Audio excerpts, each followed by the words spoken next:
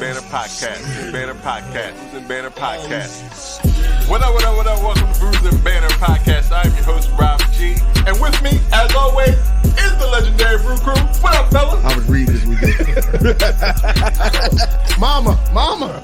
Nah, it doesn't taste like dirt. My name is Lou Belgians, ladies and gentlemen. I'm wondering, does Delaware have an actual culture? This is the podcast that we talk about beer, but we also talk about a lot of things that's happening in the world, politics, movies, anything really that comes to our mind while we're here sampling these brews. Grab a drink and pull up a chair. Ooh, we love you, Brews and Banter Podcast.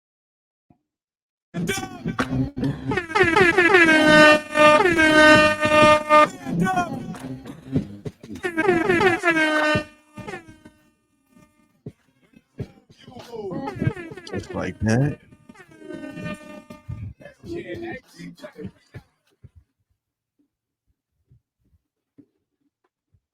Yo, I don't think they give that man enough credit.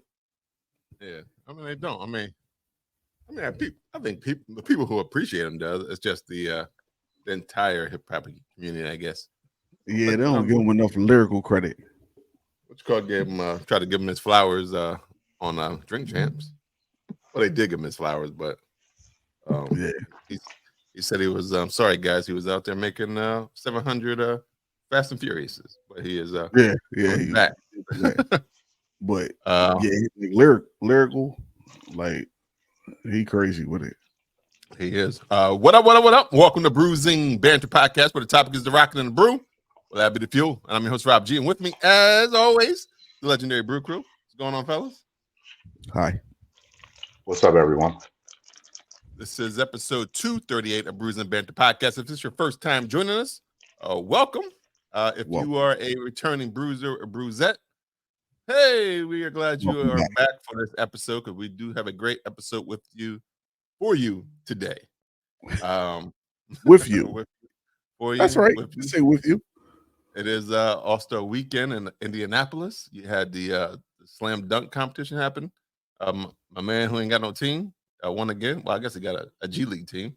Matt McClung won again. And let's be clear. The Sixers did a publicity stunt last year. As soon as he won the dunk contest, they took him off the Sixers. So Orlando was like, "We're not doing that shit." Yeah, like, he can play for the G League. He plays for the G League. Right. Yeah. He can dunk. He can dunk his ass off. But he actually did pretty good in scoring. I've watched him at the G League. He can do something. There's other folks. Like, The G League is like the second best league in the world. Yeah, of course he can play. I think he's not. I think just short. Well, I think that's where Pat Beverly should be at. Is in the G League. That's crazy. Well, that's crazy. I think he plays defense. I don't know if Mac plays defense and is as aggressive as that may be it. That'll change the game. Matt is a perfect example of why NBA players they should open up the dunk contest for non-NBA players, because he's the one. He's made the most impactful performance in my mind in like the last 5 or 6 dunk contests, and this dude don't even got a team. Gave up. That's because my man, Aaron Gordon gave up because they kept on cheating him. So he said, "I'm out." Right, so but before that, Aaron Gordon was great, and then those last 4 or 5 years since he did it, it was like nothing came around until this dude that don't got an NBA contract came around. They should let these N1 dudes just start dunking. Like it's just it's entertainment in the show anyway. It is a show. Right. Yeah, that's true. Yeah. What really is the point of the contest? Right, it's to entertain me. Right. That's it. And the fact that they actually did the Steph versus I can't remember her name now.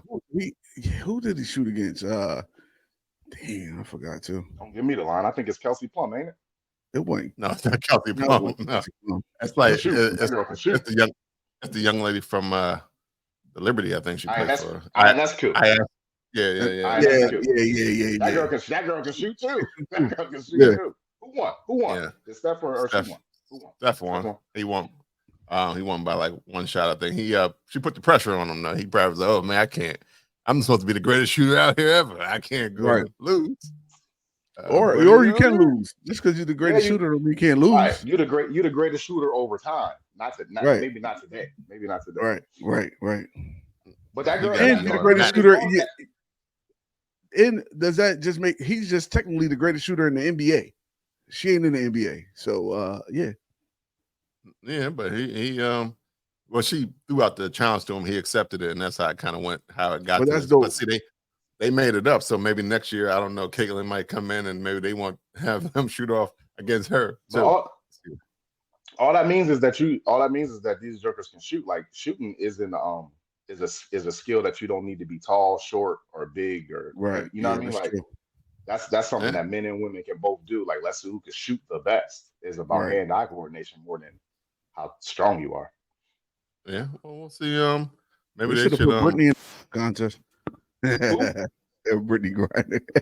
In the 3-point contest? No, man. They should have put her in the dunk contest. Give her the skills competition. Put her in the skills competition. It should have been her and Wemby do something. They should do something together. Oh yeah. Yeah. They should have a big man, big woman skill type of competition. That would be dope. All right. Well, we do have a great show for us, for you this afternoon, this morning, this evening. Whenever you are checking us out, we have all the way from Atlanta. We have William Teasley from Khonso Brewing coming through. Let me give him a round of applause and bring him. Clap. Welcome to Welcome. the show.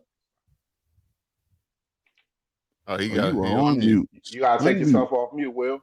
Take yourself off mute. There you go, baby. There you go. I you know. Yeah, give me a moment. I'll catch up.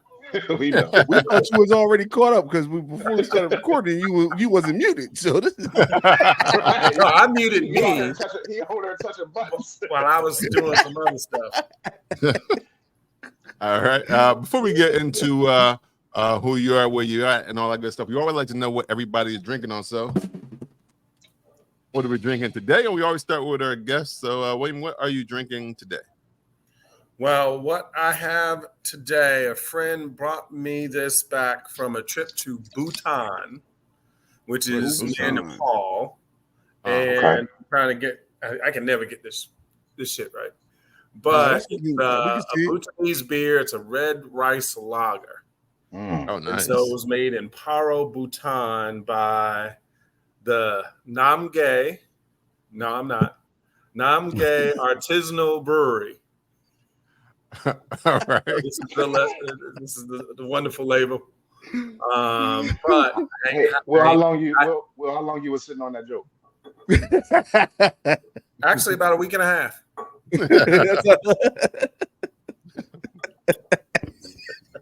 I literally just read it. That's what I was doing in the green room. So I was like, where's this shit from? But I'm popping it open now because you know what's funny? He probably was back there Googling. You know how the Google voice hides. Okay. So that's how you say it. No, I'm not gay. All right.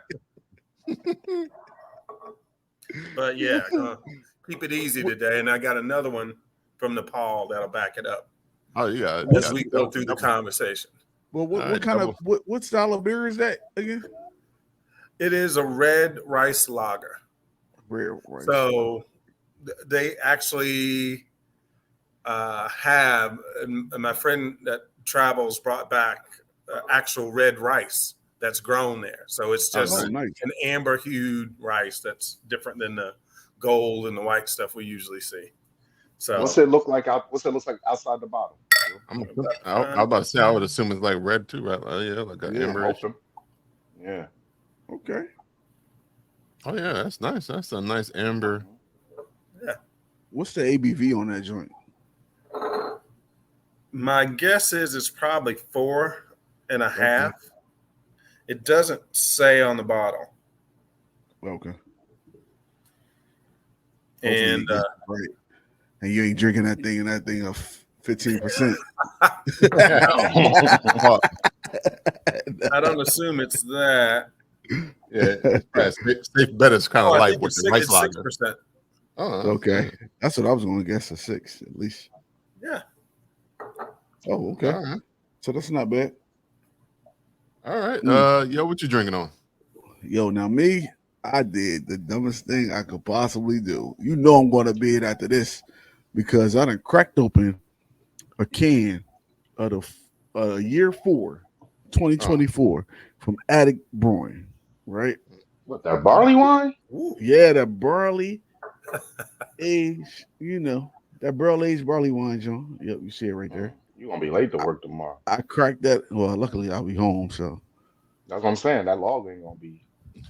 Nah. The login. Oh, the login's always late, but it's early too. So you guys got to have a skill with it. So it's different. It gets different over here. All right, but this is their own.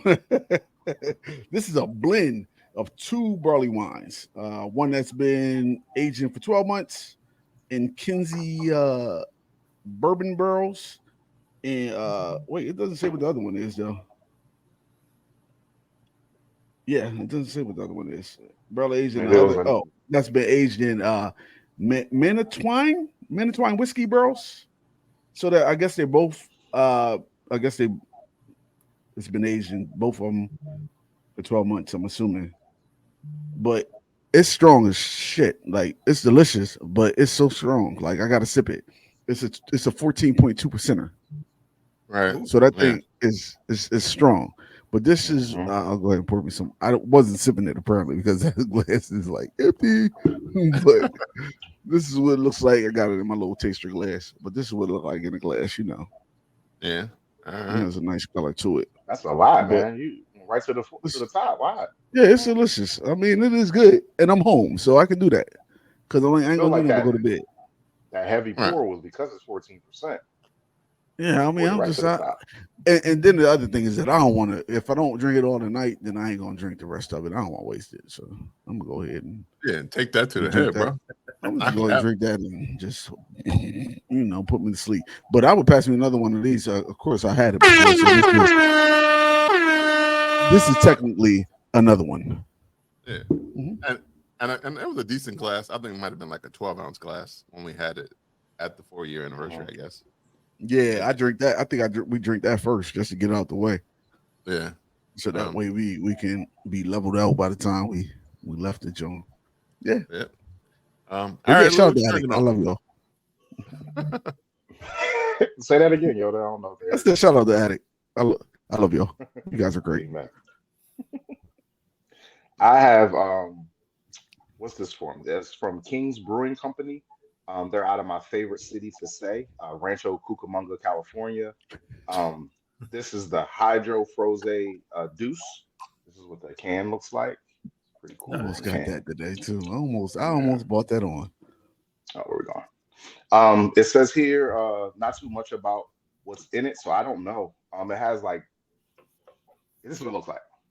It has like orange and mango, orangey mango, citrusy flavors. The head wasn't really prevalent. It's a fruit smoothie, sour in my estimation. It's 7% alcohol by volume. This is fucking delicious, man. This is really good. That's really good. That's really good. Yeah. You said it was a sour? Yeah. I'm gonna say it's a sour. Yeah, it's like it is like it's like a smoothie sour. Yeah. Yeah. It's really delicious. So right up my wheelhouse in my alley of drinking beers. Pass me another, man. Good job. Yeah. Good job. And shout out to them Rancho Cucamongas, man. Who don't like saying that name? The Rancho Cucamongas. You're a Cucamonga, huh? Yo, when you first heard it, you was like, that can't be a place to live. Like nobody lives there. Yo, you know what's dumb? When I first heard that, let me tell you when I first heard Rancho Cucamonga. I was watching for the flavor. I was watching Flavor of Love, and it was this white girl that was from Rancho Cucamonga that thought she was like a hood chick, and they was like, "Girl, Rancho Cucamonga, girl." Yeah. My first time hearing about it was the Clovers and Bring It On. Oh, yeah. Because the girl, what's the white girl's name? Dakota Fanning in that movie. Yeah. She lived in Rancho Cucamonga. Wasn't her? Yeah, that's her. Is it Dakota Fanning? Is it Dakota Fanning? I think I all these white girls be looking the same to me. So that's why. Look, man, Dakota, Sandra Bullock, it was one of them. God damn. I think Dakota might have been too young for it. Bring it up. That's the one with Gabrielle Union, right? That's the one with Gabrielle Union. Yeah. Dakota Fanning was too young. Yeah, it was too. Yeah, because Dakota Fanning was in Man on Fire with Denzel. And yeah, she was. She was a little kid then. So it has to be I don't remember what that young I don't lady. I know. remember either. Kristen Dunst. Yeah, there it is. Hey, Is it here Kristen you or go. Kirsten? Kirsten. Listen, I don't even know if that's really her. I'm just throwing Hey, out Yeah. like take it. Actually, Hey, that actually worked. I think that is accurate. I think that's accurate. That is. so we're gonna rock with that because it sounds good. third time's the charm. Third Every time's the time charm. it's on. Rob, what you got today? I actually went back. I went to Attic as well. I got their Lucente, which is their Italian Pilsner. There That was good. There it is. It's I think it was one of their it was a collaboration by one of their I guess assistant brewers that moved on to a different place, but she came back and blessed them with this gem right here. It is 5.4%. There it is in there, and I have it in my Attic glass actually. That they're black and beautiful. It's not the IPA that they brewed, but it is in this glass. It's an Italian. It has Italian for bright and shiny. That's what Lucente means, I guess. And it's brewed with Italian barley and dry hop with German Tintanag. I don't know how you say that. Hops, some type of hops. But it is definitely well balanced. It's a very good beer. So I enjoy it. I had it at their party on Friday. Had to give me a 4-pack to bring home. So pass me another and another. And another. You had to get a 4-pack to bring home. Yeah. Yeah, I had to. That's Okay. when you say pass me another, I gotta have someone to pass me another. You gotta have another, right? You gotta at least That's have true. another. That's true. That's true. Pass me another. Oh damn, we fresh out. I gotta be honest, that happens a lot though. That fucking happens a lot. It does. Look, I don't have nothing to pass me another for this. But at least I have one, so therefore we could pass another because I got one. True. So, And the brothers out of Rancho Cucamonga could just send us some. I'll say Rancho Cucamonga as many times as you want me to. I'm sure they are made way by Other Side Beverages. I think they probably are distributed by them. That's how they make their way to Delaware, all the way out from Rancho Cucamonga. As shout out to them as well. All right, well, we got a great show, and we're excited to know all about Khonso Brewing, and William is here to tell us all about it. So without further ado, we want to know who you are, where you've been, how you got there. So without further ado, the proverbial floor is yours. yeah, we want to know if you ever been to Rancho Cucamonga. I have not, but I've been out in California and have heard of it. So Okay, one of those, okay. it's the one of the bucket list items. Yeah, me too, William. Me too. I feel the same way. Maybe not. And as you guys can see now, the sun is finally going down. Yeah. So here in Atlanta, Georgia. And my name's William Teasley, as it says there on the bottom. I am one of the co-founders, the COO, and a brewer with Khonso Brewing. So 3 friends about almost a decade ago started home brewing. And my 2 close friends and business partners, Corby Hanna and Kevin Downing, we just started in Kevin's backyard, and we still do homebrew there today. So we got bit by the bug, and Kevin and Corby went to Morehouse. So they met years ago when they were students there. And I went to Boston College from Alabama. I just wanted to go somewhere cold. And after 4 years in Boston, I came back south. So ended up back in Atlanta and been here ever since. But we started really just around enjoying craft beer, as we all do. And part of my upbringing, I grew up in Tuskegee, Alabama. So I was around a lot, I was in a place where Black folks just did stuff. We made things, we ran the banks, you know, we were attorneys, we were professors, we were farmers. I mean, you know, from the whole gamut. I kind of grew up around that and sort of absorbed an entrepreneurial spirit around, hey, you know, I can always learn something. I'm always learning something new. And one of the reasons we sort of went more into the making side and just and this is before social media kind of took off. So we weren't, you know, we just really wanted to learn how to make it. And if we could make it well, let's, you know, it's one, as a lot of things happen, you just start with that first step and then you go like, oh, well, you know, world didn't fall from under my feet. Let me take another. And we've sort of been on that journey ever since. And so we homebrewed for a bit. That's when we met A.L. Sharpton and several of the other folks here in Atlanta that are Black folks involved in craft beer and brewing.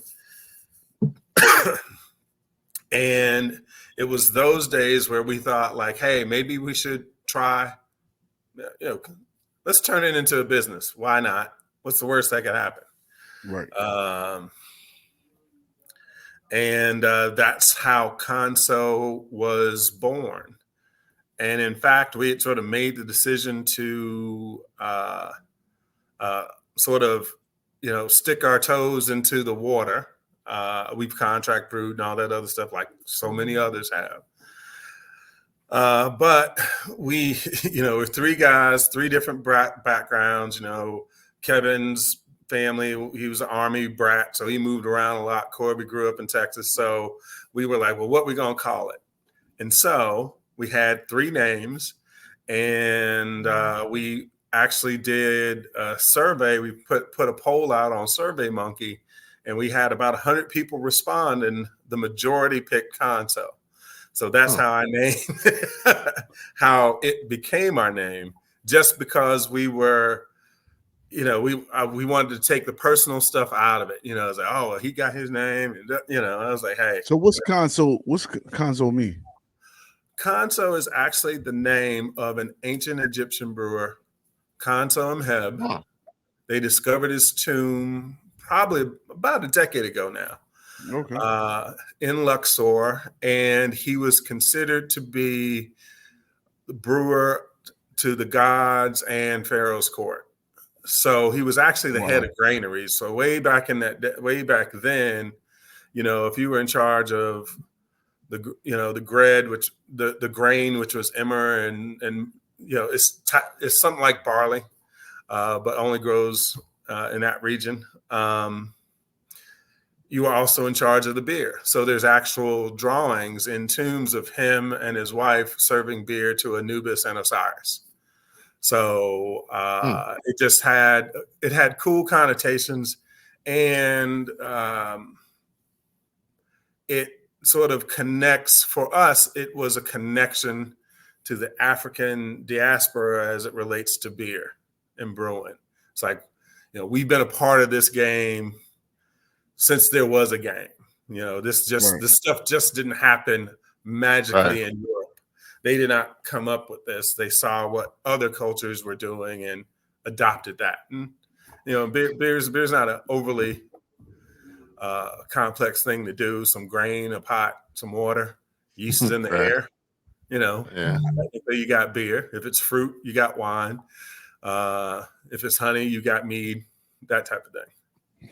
Yeah. So that brings me to another question, though, because like who still found this information about Khonso? Because I wouldn't have thought, oh, let's name it Khonso and put this on the list for people to vote on, and not, because I wouldn't have known this information until you told me. Like, who found out that was a brewer back in the day? Like, and what were the other two names? That too. Yeah. Well, I'll start with the first question. There were news articles about one, and one of it call it the Sam Adams of ancient Egypt. And I started cracking up. Oh, no, wait, no, the Anheuser-Busch or August Busch or something like that. Okay. You know, and part of what cracked me up was like, this dude was like thousands of years before this white boy. And you trying to compare that dude to be like some primitive, you know, example of, you know, the white dude. I'm like, that's how it works. You know, so, that's how it happens all the time. So we, you know, some of the some of the things I do late at night is get lost on the internet, and I found an article about the discovery, and then there was another article in one of the beer magazines back at the time, and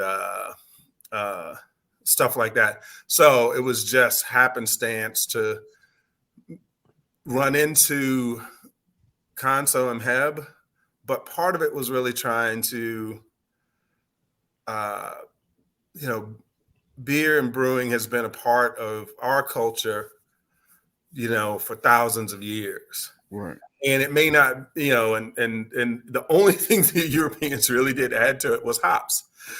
So, but in all cultures, people were adding different herbs, different, you know, spices, things like that throughout history. And then white boys went and standardized it and did the Reinheitsgebot. And so he's like, you only have these 4 things. So that shut out everything else everybody was doing. So that's, you know, I was the one who sort of just found it and then threw it out there. And that's how we ended up with that. And the other 2 names that we had were Brothers That Brew and Newbie, which is another one that was picked. Which is another name one of my partners came up with. And so they were all good. And I just said, hey, you know, instead of us sitting over here getting our feelings hurt and about what name is it or not, let's take I'm so glad that nobody picked Brothers That Brew. Okay. I'm just going to be honest. Brothers That Brew Brewery or brewing like that would have been, I don't know, man. It just don't fit right. It just don't, I think they have one out there though. I think there's one out there though. Is it? And Brothers That Brew? And somewhere in the Bay Area, I believe. Well, when you try to trademark the name, I hate your brewery's name. Sorry. Can't wait to taste your beer though. I can't wait to taste your beer. Yeah. You may have delicious beer. Sorry, guys. It is also cool that that William did name, even though he's talking about how he didn't want nobody to be bitter or fighting over the name not getting picked. They did pick the name he suggested, so he's happy, I'm sure. I would have been, you know, it's one of those things when it's, Will. He was like, yes, but, you know, the guys were happy too. So it was one of those things of where, all right, okay, now we can sort of start this process. And that was around 2018. And, you know, we contract brewed up until about COVID. Okay. And we weren't in cans. We were on draft only. So COVID just took us out. So we could have swerved, but everybody else was trying to figure out what the fuck they were going to do. Right. So you saw like contracting really slowed down in Georgia, we don't have an entity like what Funky Town had up in Chicago. I can't remember the brewery. Pilot brewery. Yeah, you know, we don't have anyone like that. And most folks are doing their own thing. So when COVID hit, they were like, you know, we got our own stuff. And so we took that time to sort of recalibrate and get more focused on getting into our own address. We're looking at purchasing some land on the south side of town. We're those guys. We're old community guys. You know, not to say we were activists, but we were involved in our community associations and things like that. And that's where the cheaper land is. And so we're in the process. We have of going out in the next couple of weeks, looking at about 4 properties. and hopefully before the end of next month, we'll have an offer on one. And you can't say hopefully. You will have an offer. Yeah, we will have an offer on one. Yeah. We will have an offer on one. Because you will. But, and as I said a little earlier, me and the guys, we were talking this past week. We drove by some of the properties, and they were like, "Well, what happens if?" I was like, "Man, we just got to take one step at a time. We just got, I want to have that problem." Right. It's going to happen. Sometimes, entrepreneurs, especially, Black folks and people of color, sometimes our brains start running down the road about what about this, what about that, and we can outthink ourselves or think ourselves out of stuff because we're worried about, well, what's going to happen if. Yo, you know what's funny though that you say that is bad because we never say what if. The what if is never a positive. It's always what if this happens and it's something bad. Like what if this pipe burst or what if this whatever. But it's always something negative. It's never like what if we sell like blase blah. It's never positive. It's horrible. And we're looking.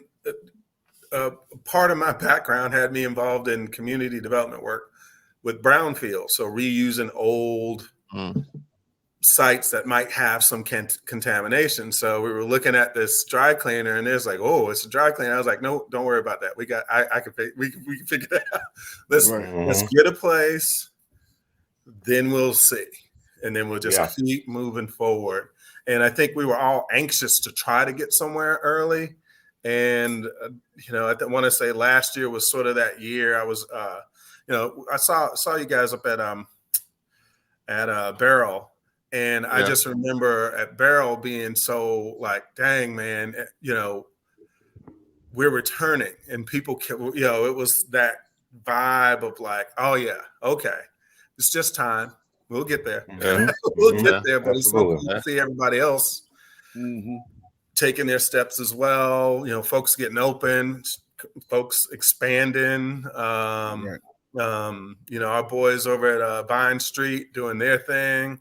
I was down in New Orleans, ran into the guys at Cajun Fire, and it's cool to see all of us doing what we're doing and having to make our own paths in this industry.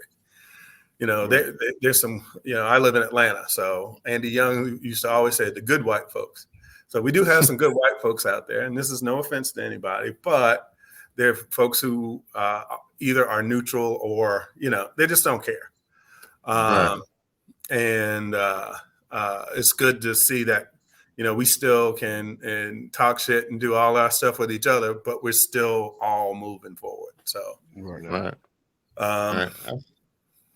yeah, and we're gearing up to another thing we're gearing up is we're going to be contracting some.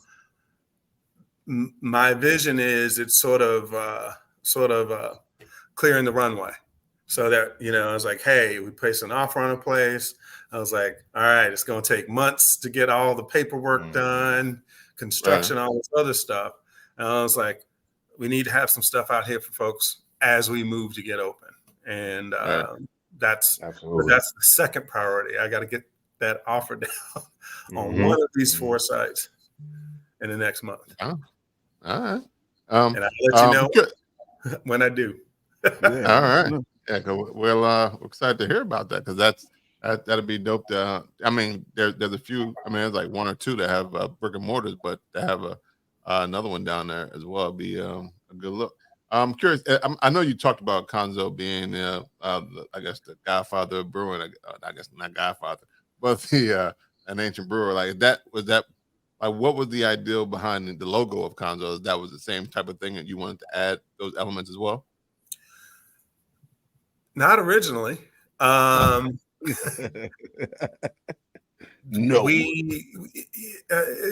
There were different iterations of a logo. And I have some of the shirts still I wear out. And it was, and it started with, and I sort of share with people like, it's the eye of Horus on this sort of red background with the gold thing. The red background with the gold rim is the eye of Ra. So we sort of had two things going, and a friend literally put them together, and it was like, there's our logo. So we had a friend sort of play around with some concepts. We had like a pyramid, but it just looks like a triangle and a circle. So it had like that geometry. So right. Like that. And a couple of others, like a pyramid with some guys like the three wise men on camels or something like that. But when we saw it, the three of us were like, yeah, that's it. So, and it's cool when you have those moments of like, for sure, three people go like, yeah, that's it. And it wasn't like, hey man, you got to check this out and we can do this. And so the colors mean something, the eye, and we also, one of the things with the name of Khonso, there have been breweries that have made beer using Khonso's name. I know like Dogfish Head did like, they have like the beers of the ancients or a series that they do that's, they try to get as close to the old recipes as they can. They did that chicha beer down from like Peru where the old ladies chew corn and spit it in a thing. And then, because there are all kinds of cultural ways to do beer. Yeah, well, that's a bad cultural way. I thought about that. Like, what's the thought process? Well, get the corn in the beer now. Well, with corn, basically what they were doing were they were chewing it, so it opened it up, so the enzymes are available, and your saliva causes it to break down quicker, and then they heat it up. So it got cooked. So all the stuff. You definitely cook some spit though. Well, but at a certain temperature, bacteria and all that other stuff. Do we really know that? Is that really true? Do we really know that? True. It is true, but it's still ingredient. I don't know if that's true. An ingredient is still saliva. So wow. So how did this modern version of the chew corn happen? Oh, Sam Caglione and his crew were like, hey, they do this beer down here. Let's try to recreate it. No, let's not. So they did something similar, but you got to think, well, how they did it in at that time, it was just for home use and for family. Right. So it wasn't. We don't share. Yeah, we don't share our spit with strangers. We definitely don't share no spit with strangers. Yeah. So it was usually something that they made at home as a part of it for family, and so even Dogfish Head was like, they had to pasteurize it and stuff like that. So that you boil it up to a certain temperature. As I said, it kills pretty much all the little bugs in it that come from us, and so I want to say it was either Avery or Anderson Valley, or maybe it was Left Hand. One of the Colorado breweries did a Khonso beer, and someone else at the time also did something similar. So people sort of played around it, but it's kind of one of the things I said. I was like, we got to get the name before someone else does. That doesn't look like us, and they're running. I mean, there could have been a potential co-opting of it. Yeah, I tell people when they have great ideas, man, trademark it, do what you can, protect your work, because someone out there will go like, boy, that's a great idea. Why don't I do different colors like purple and green or something like that? Yeah, that's true. Well, that Well, sounds crazy. I have a question about. I'm sorry, Yoda. Go ahead. No, I was just saying that they pretty much locked the console down. They Yeah. locked console down. Got you. Yeah, we went the whole So somebody- trademark route and stuff like that. So So if another brewery does a beer and names it Khonso, do y'all can cease and desist that, or how does that work? we would. Khonso's not you Okay. would if it was a beer, but not the brewery. If it's how trademarks have been explained to me is it's for a particular use. So, for example, we did a beer a couple years ago called Black Dynamite, and we did it for Barrel and Flow, and it was Black Dynamite Charlie Burley. So whenever we do Barrel and Flow, I find some historic African American figure there and sort of create a beer around that sort of that theme of them. Okay. Mhm. And so I started going like, well, maybe we can, trademark Black Dynamite before someone else does, and see what happens. So our attorneys initially said, no, you can't do it. And I said, well, why? It's like, well, Black Dynamite's been trademarked by this company. The company is Michael Jai White's company. So, Right. All right. He had a show called. He had a movie called. everything, Yeah, whether it's media, fashion. So when you apply for a trademark, you typically apply to it in your area. So mine would be like food and beverage. Okay. Right. Okay. Right. So in food and beverage, or just beverage, even if you were a seltzer or something like that, we technically were the first there, and therefore we get to sort of have a conversation. Maybe we might be cool with you using it, maybe we won't. But that's how trademark was explained to me. Gotcha. And the cool thing about Black Dynamite was they didn't do food and beverage. They did everything else.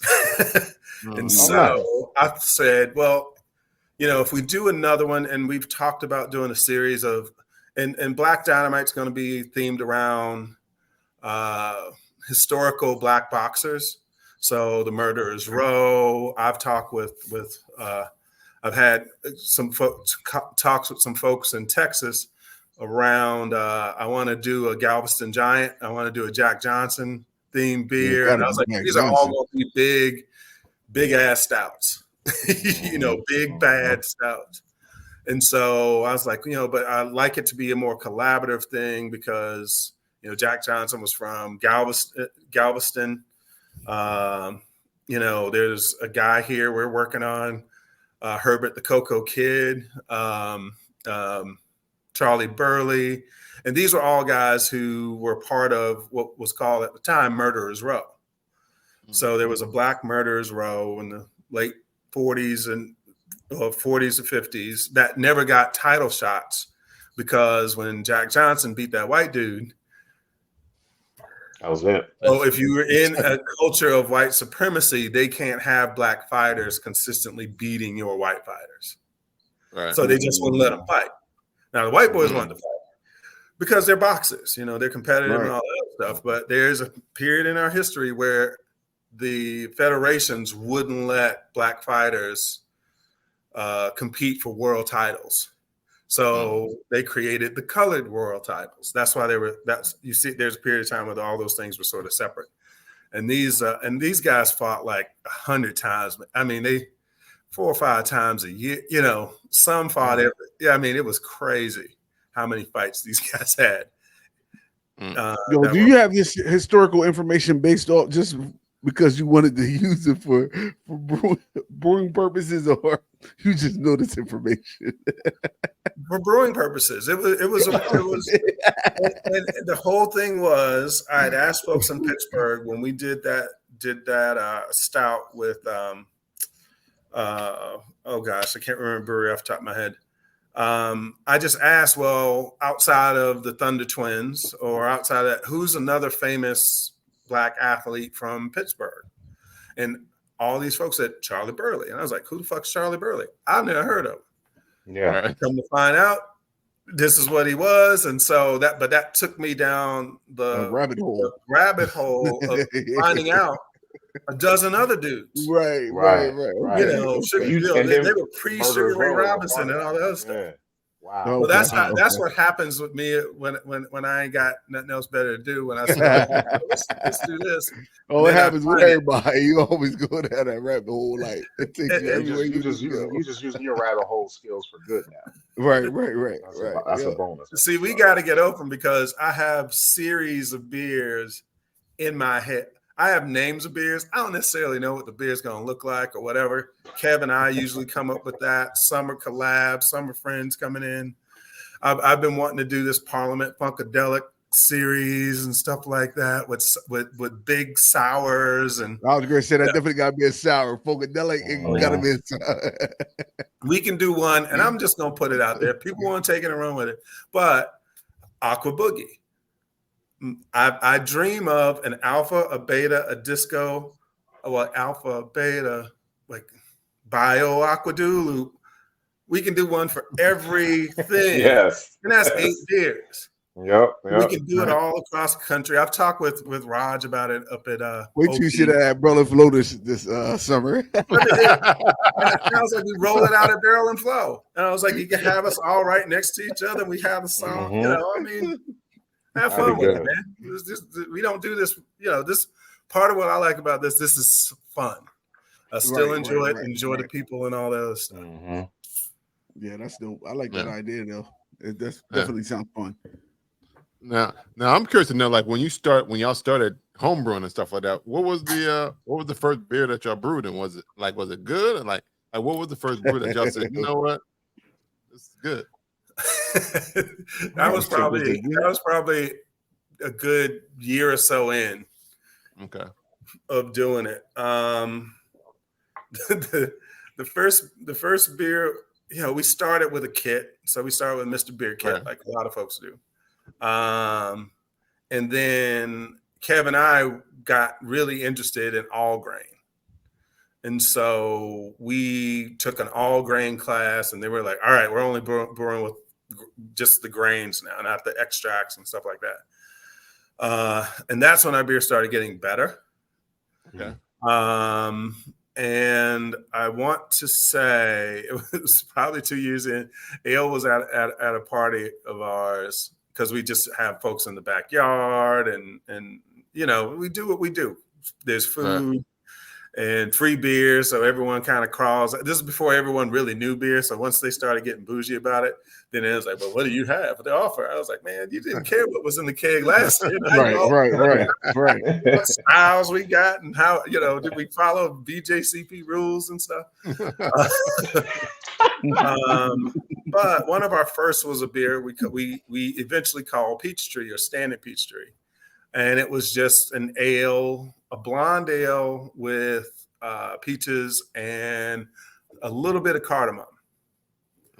So it had sort of, you know, almost a baked peach pie kind of thing, not a cobbler, more like the pie because of the cardamom.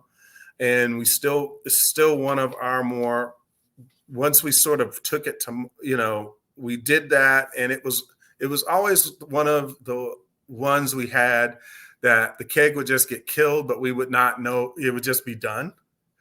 You kind of get what I'm saying? It's like, you know, everybody's trying everything, but people kept going back and getting a little bit more of that. And that happened with Peachtree, Joyland. We have an IPA called Sweet Auburn. All of these are named after historic communities in Atlanta.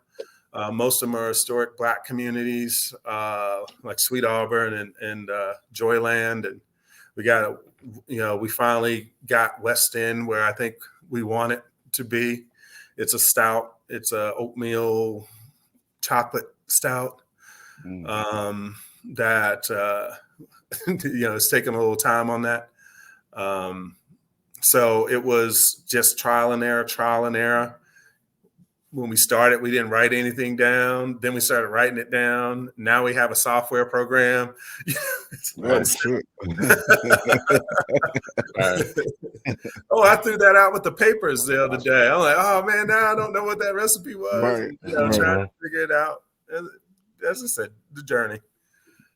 We didn't start with like this intent of, hey, we need to track everything. And that has come. Right. We developed, even today, we still like, hey man, we can't really be doing that anymore.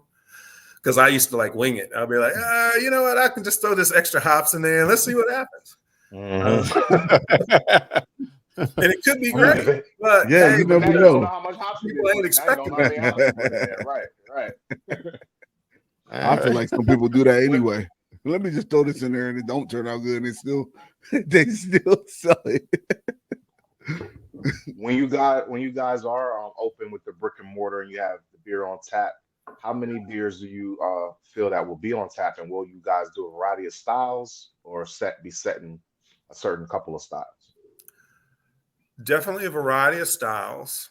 I'm anticipating 16 taps,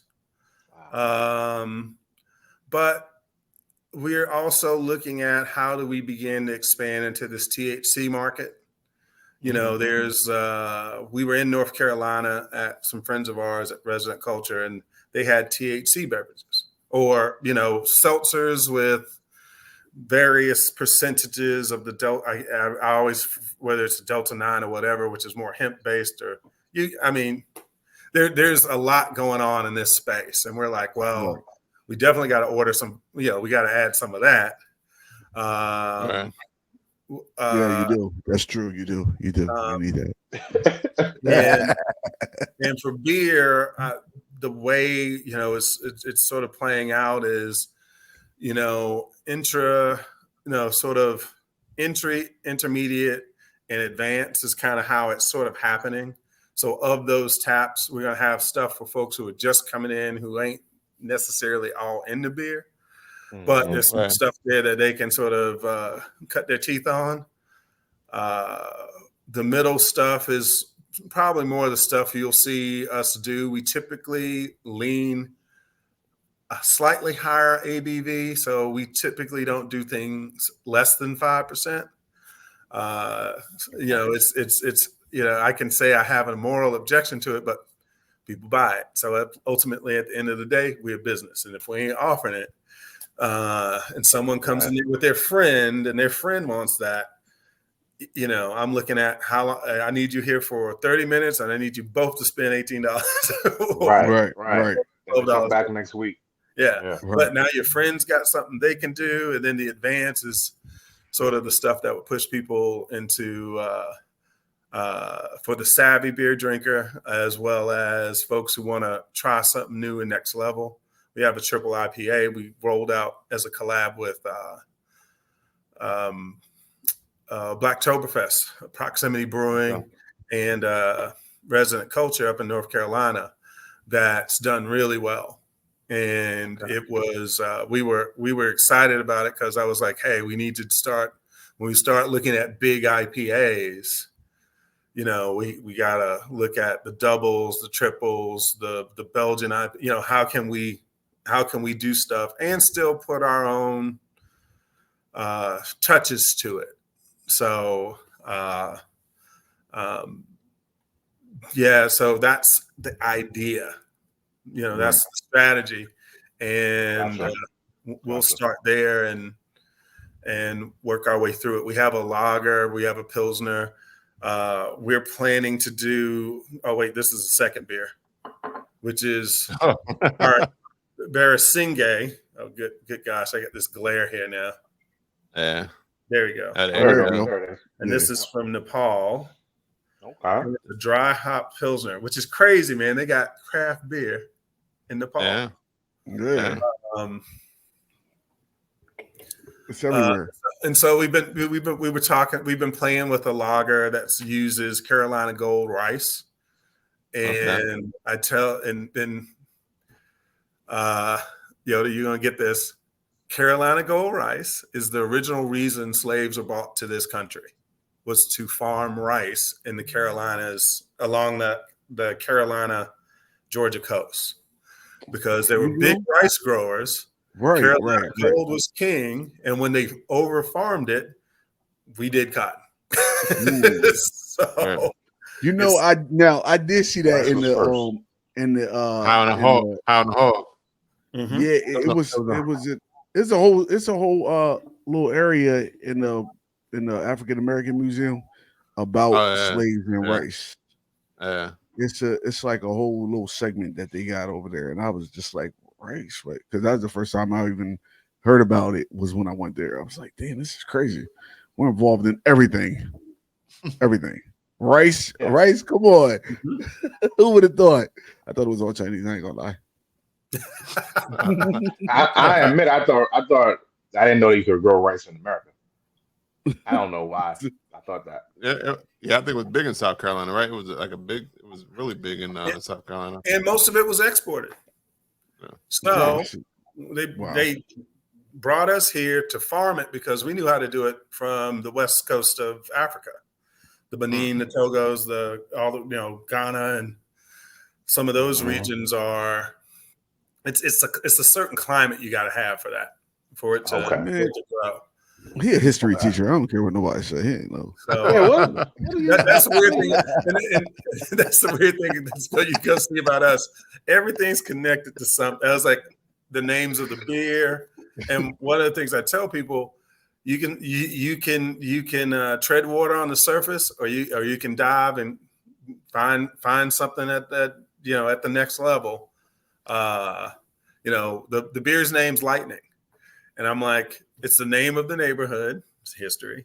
Where Mercedes-Benz Stadium and the Georgia Dome was. So they basically bought all those people out for less than market value, as they typically do with eminent domain, and just moved them, just shotgun out to the world. But that neighborhood was called Lightning. And every time we go to the stadium and cheer, we're on that old neighborhood, old black neighborhood that got relocated. See, look at this. History teacher.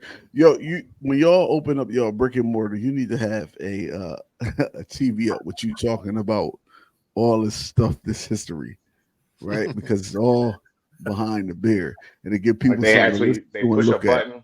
Maybe Even that. Like, yeah, I can see that. They have a hologram. Like, when you go to like, like when you go to the museum, always be there. Yeah, and they when you go to the you museum, you get Denzel Washington tell you about the slave house. Yeah, I like that. That's I like that. That's a great idea. 10%. All three of y'all, 10%. All three of y'all need to do that. That's 30%, yo. I'm curious. I'm curious. I know you mentioned in Chicago they have like something like the pilot thing. Like when you open your brick and mortar, would you look to do something like that? Like be the pilot for some other up and coming brands as well? Yes, we talked about it, and we're looking at it in two ways. With say right now, one of the spaces is 10,000 square feet, which is a lot of space. So we're going to add. We're probably going to put in a kitchen, but we may do a residency program where we can have an up and coming chef or someone who's had a food truck for a while, whatever, come, and this could be their base of operations. And sort of they can start there. And also with the residency, with a brewing residence, I'm close with Atlantucky and Hip and Hops and the other folks in Atlanta that are building brands and have brands that if we're open, we're going to figure out a way to create some space so your brands, so you can also launch what you got to do. And there's one thought is like competition, and another thought is this is kind of who we say we are. So if we can't, we get frustrated with what we've had to deal with. Why are we going to ignore somebody else? I was talking with one of my peers at Soul Brothers Brewing yesterday, because he was asking me a question about contract brewing. It's like, well, right now, everyone's kind of in a weird space with how the industry's flowing. People are closing, some people are opening, some people are expanding. There's this flux there, and everyone's kind of taking care of their own thing right now, trying to figure out what's their next move. And I said, and where does that leave us? It's like, we still out here on our own. And I'm like, once we're open, we're going to work out some type of way to support the other up and coming brands. I talk with Atlantucky, every couple of weeks, with Scales and Skinny over there and Michael Irvin. And, we're talking about how can we do things, we're Atlanta, so we have sort of a little ego when it comes to black shit. So we want to do like ground zero for it all. Definitely do. So I mean, we talk about it. I mean, it's our mayor will say it. It's like, we want to be the destination for the African American community across the country to be able to come see, experience what we have here. And doing something like that pilot project, someone recently shared the sort of the restaurant residency or food residency program. We can blend those in. Nice. I shared with someone the other day, I was like, I want us to hopefully be an employer. We're looking at all like the good employer practices, because all of us have had shitty jobs and we've been kind of fucked over in some of our jobs and all this other stuff for whatever reason. I mean, it shouldn't be what it is, but we just kind of deal with it. But how can we be different? And we one step after the other. Because some people when we were talking about a fair wage in our business plan has a fair wage in it. So it has right now, it's like 17.50, 18 plus, and then you add benefits on it. So, but we had a fellow brewery here review the plan and said, why are you paying the people so much? You don't have to do that. I mean, back in the days of the tip game, it's like, oh, well, they're making tips. I'm like, dude, when I was young, I worked for tips. I've done all that. It ain't all what it is cracked up to be. Some days, some days is good. Some days is good. Some days is like, oh, what? I give them tips, like not knowing that they don't make a fair wage. Like tips is everything for a waiter or waitress. Yeah. So you're like, they're gonna get, and if I don't know what proper etiquette at a bar is, but I'm figuring one drink, $1. So if I only made 50 drinks, they made $50 today. Like, that's crazy. Yeah. And some get more, some don't tip at all. So it's a range. But to tell somebody, live off of these $50 tips for 3 hours of work and don't get any benefits on top of that, and then for an actual owner to be looking at you like, yo, they get tips, bro. Like, they'll be fine. Yeah. That's nuts. Yo, you paying the wage? You offering wage? You paying them? Like, I know exactly where their workers are going to be when y'all open. Like, fuck y'all, man. Y'all ain't never gonna have no hiring sign up. Y'all ain't never gonna have a we hiring except for the first day. Once you get your staff, if you pay them a fair wage and benefits, and I want to be a bartender until I'm 50 or 60, I'm definitely staying here. Yeah, that's how you do it. Still all their people. Yeah, all the good people. And you brought up something in our plan. There's also professional development. So every year, everyone will have a certain, most places will sort of cap the amount. I'm like, we ain't open yet, so let's see what happens. But it's like, if you start, you want to do your Cicerone and level 1, and then you will say, hey, I want to do level 2 at level 3. And I was telling someone this story recently, and I said, man, it'd be cool if someone that came in our door, built their skills up, went somewhere else, and freaking blew up the world and whatever it is they do. And I was like, Right. We did that. They came through us and were able to do that Cicerone thing and do that. Maybe come in as a brewer and become a master brewer or things like that, because a lot of places don't really offer any type of professional development. Everyone that does it usually has to do it on their own dime. Right. And in this business, there's back of house, front of house, there's the media side and some other components of it, supplier side and things like that. How do you keep really good people in it? Because, we all get tired of stuff eventually, or we need new challenges or something like that. And we at least wanted to sort of set aside the plan in our plan. And I'm just prefacing that because we ain't open yet. Yeah. I was going to say, in even a just couple the fact years that we're open. Y'all call me out, going like, "Yo, how many people done signed up for blah blah blah blah blah?" Even really doing that, and that's what we got to be with each other. Even just based on the fact that it's in the plans, is like is a big deal.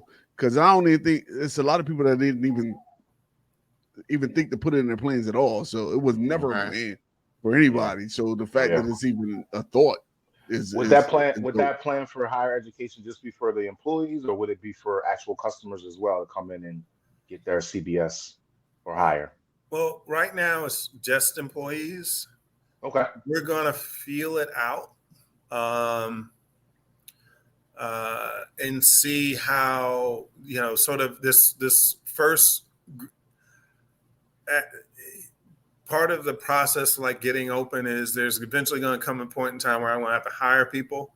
I have people who've already said, "Hey, we'd love to work for you." And I was like, "All right, well, we ain't there yet." It's like, but, do your thing, do what you need to do. And when we're there, I want to be able to, I will, people will often hear me say this: the last thing I want to do is worry about your check. So I want to be I'll wake up one night. I won't have to make a right. Hold on until Monday. Hey, we friends, right? This is kind of what's going on, and that may happen, but the goal isn't to have it happen. Right. And if we try to do things the best way, even if it does, it's for a tiny period of time. But be the guys we were joking. I was like, I don't ever want to be that. I was like, because many of us have worked in places where we had to deal with something like that. Yeah, but just in case, y'all need to vote on who's going to be that guy to make that go. Do a survey, monkey, on who's the fire guy. Who's the guy who calls and says who's the check guy? So Will, you won. It's on you, Will. I'm over here in the hologram. Right. hologram them up and hologram Will up and tell them that she ain't getting her. Yeah, there you go. It's just a generic hologram. You just sit anytime you need to. We appreciate you and we value you. but you won't get your check until the 17th of next month. That is definitely not going to happen. It's just going to be hologram is happening. Hologram is happening, but not the. But not the check. Hold on for that check for the software for that. Now I'm curious. Well, not curious, I guess. To know, I guess, and I know besides the looking at the scouting locations and stuff like that. What else does Khonso have coming up in the near and distant future? Like, what else is on the horizon? I don't know if any collabs or some more, like you said, some contract brewing as well. Like, what is going on for Khonso? We recently did a collab with Torch Top, which is a brew pub here in Atlanta, and it was an imperial brown ale that came out at about 7.4%. Dark chocolate. I mean, it was good. It was good. Well, what is the normal ABV for that style? For a brown imperial. Yeah, typically imperials push things over 7. Right. I know when I started, I was drinking everything over 7. Yeah, you had the Imperial Man. I got a wheat wine in there that, you know, I'm saving for a special occasion tomorrow. It's Monday. Cheers. It's Monday. It is President's Day. I guess it's a holiday. Yeah. But, you know, a lot of folks don't do brown ales because it has that dark ale type thing with it. It's, you know, we all enjoy all styles and all flavors. We try everything. You know, there hasn't been a beer I haven't tried, the beer I don't like, but you know, I give someone a chance to have something that I might not have had, I might not have liked the first time, and go like, well, let's see how these guys executed it, and then go like, dang, actually, you know, that's how I got into sours about 4 or 5 years ago. Was you know, I had some paint thinner. You know, nail polish remover. What those kettle sours back in the early days. Yeah, they are tough. Then people started just getting better at it, executing better, and learning more about it. Paint thinner and nail polish sours, crazy. That's nuts. Gosh, man, those early sours, man, were, oh my God, you know, you're like, oh, what are you drinking? And then over time, it's like your palate expands, things like that. So the Torch Top collab is happening now. We have a little bit of that. We have a bit of that still pouring. You know, next month we have something we do 3 times a year called a Sunday at the Shed, which is where we originally started, which was in Kev's backyard in Old Fourth Ward. And as I shared, we still homebrew, so we call it the Khonso Lab. So we still do weird shit there. So it's like, you know, we have like dried puya chili. We add chilies to stuff, and you know, Kev's the alchemist. So he kind of goes out to the farmer's market and the Asian markets and finds these things. He goes like, hey, what happens if we put this in a beer? And I go like, I don't know. Let's try. So that's what we find in the shed, is us sort of playing around with different ingredients and trying new styles we might not have brewed before. You know, we've been kind of excited about the rice lagers because it's a taste, you know, that because it's milder, it's usually softer on the palate, but when you use something like the Carolina Gold, the flavor's a lot brighter on the tongue and things like that. And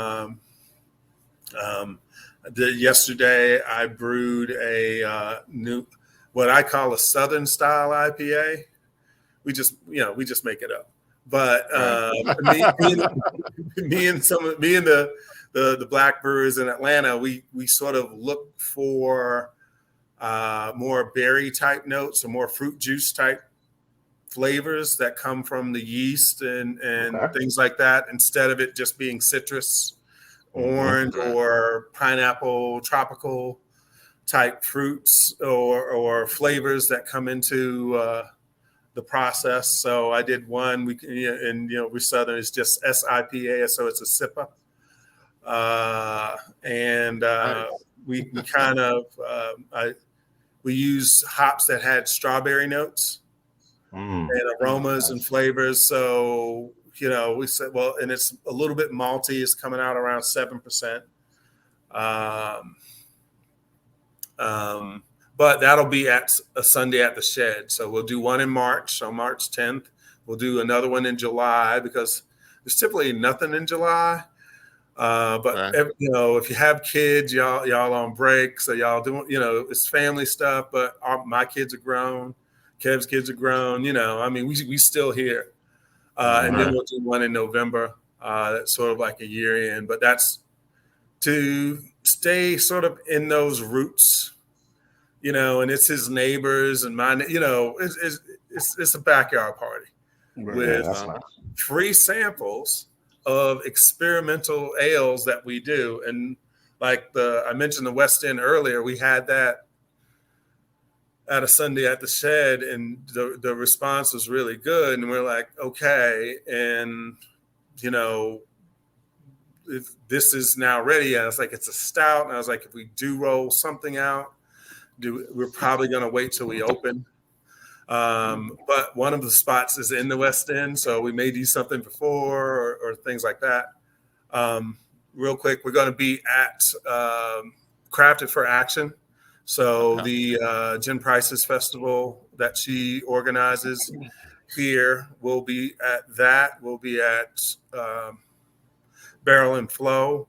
We're collaborating with a brewery outside of Philadelphia called Referend Blendery, and we're working on a Flanders style red.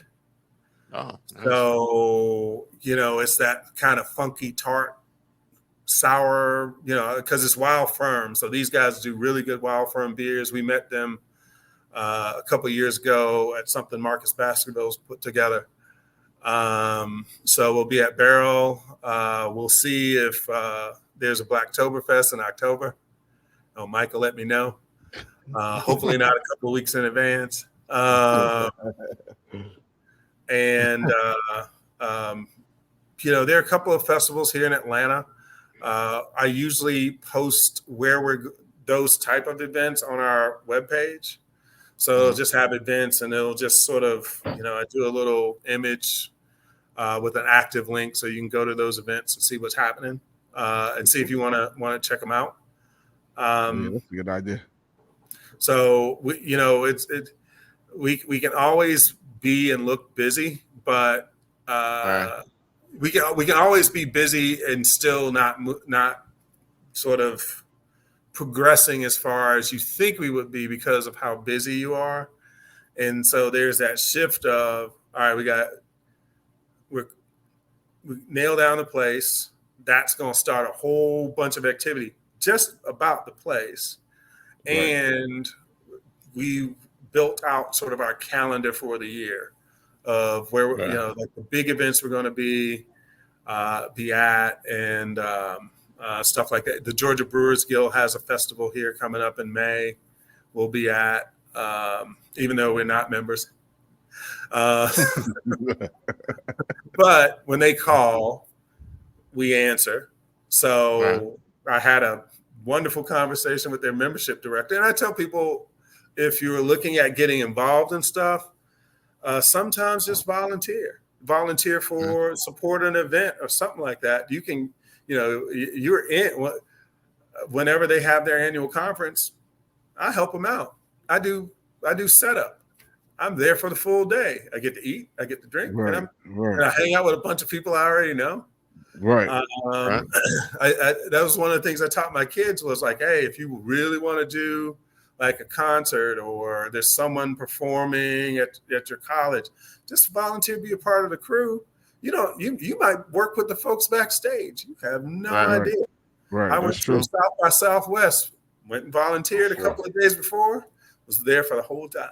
It was nice. That's a good hack right there. It is. People out there want to get some shit for free. Email the people and tell them to volunteer. I like that. Yeah. There's always a way. Yeah. All right. Any more questions for you? Nah, William did great. Yeah, good job. I learned a lot in that short time span. William's rabbit hole is crazy. Well, we want to thank William from Khonso Brewing for coming on the podcast. Yeah. What? Yeah.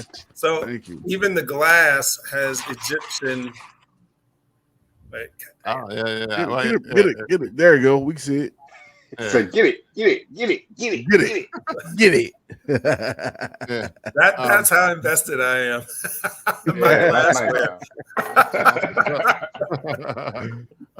Before we go, we always like to know how people can find you on the World Wide Webs, Instagram, social medias. Like, how can they find all about Khonso Brewing? On all social media, we're at Khonso Brewing. On all of it, and at the website is khonsobrewing.com. Right. So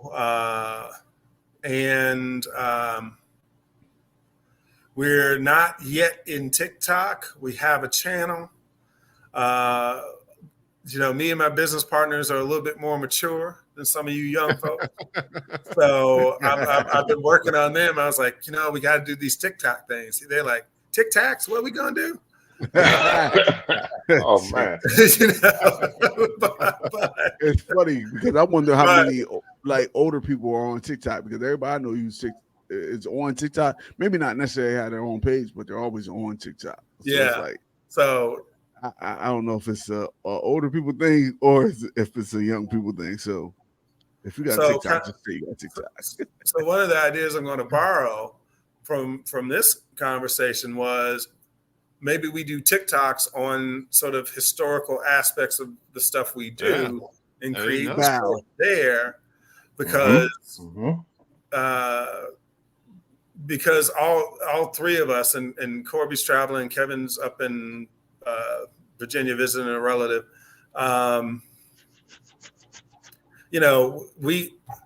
Thanks, guys. I get you solved the problem that we. Yeah. Now we so you can do a TikTok from anywhere. We can knock those out. I was like, this is great. This is why I like talking, man. I learned something from everybody. Yeah, I stay open. I was like, I realized I don't have all the answers, except when I'm talking to my kids. But now they old enough, they go like, That's not bad. I know what Dad said, but that don't make no sense. Trust but verify. Yeah. That's true. That's true. Let me go Google what Daddy told me yesterday. All right, Lou, where can they find you? I'm always on them Instagrams. My name is Lou Belgium. All right, yo. You can find me on IG at IM302YODA. All right. And you can find Bruising Banter Podcast on Instagram, Facebook, and Twitter at Bruising Banter Podcast. You can go to www.bruisingbanter.com and check out all we have happenings. Check us out on this coming Thursday, February 22nd. My birthday. It's my birthday. Lou's birthday will be at Autumn March doing our first who all going to be there quiz night. Because if you don't want to celebrate the trivia, come and celebrate my birthday. That's true. That's true. It's a double bubble. You don't gotta like trivia to wish me happy birthday. And if you don't like me, but you like trivia, I won't talk to you. True. You don't gotta worry about me saying hi if you don't like me. So that's true. I got you. You're good. You make a good point. Thank you, sir. You can listen to the podcast on Apple Podcasts, Google Podcasts, anywhere you listen to podcasts. You can even see Alexa play Bruising Banter Podcast, because we are there as well. You want to follow me, Rob Stay Bruising. There it is. Bing, bing, bing, bing, bing. On IG. I don't think I ever say where you can follow me at. It is IG though. It is IG. I never know. You can follow me. You can follow me. Rob Stay Bruising. I haven't heard of the social media app. Bing, bing, bing. What is bing, bing, bing? I don't know what that app is. I've never heard that. Say, you know what? I'm gonna follow Rob on Bing, bing, bing. I think if you put that at though, at kind of means Instagram. I think. Yeah, that's true. At can kind of mean Twitter too, though. Or yeah. But now actually Twitter it does say Rob Stay Bruising too, so you can follow me there as well. Okay. Once again, we want to thank William Teasley from Khonso Brewing for coming through. Appreciate you, brother. Thank you, man. Yep. Thanks a lot. You. We appreciate it. That was good. This has been episode 238 of Bruising Banter Podcast. Until next time. Have a good week, everyone. See you guys on Thursday. Happy birthday to me. Oh, just keep it jumping like kangaroo. Oh, you can't go wrong with that, boy.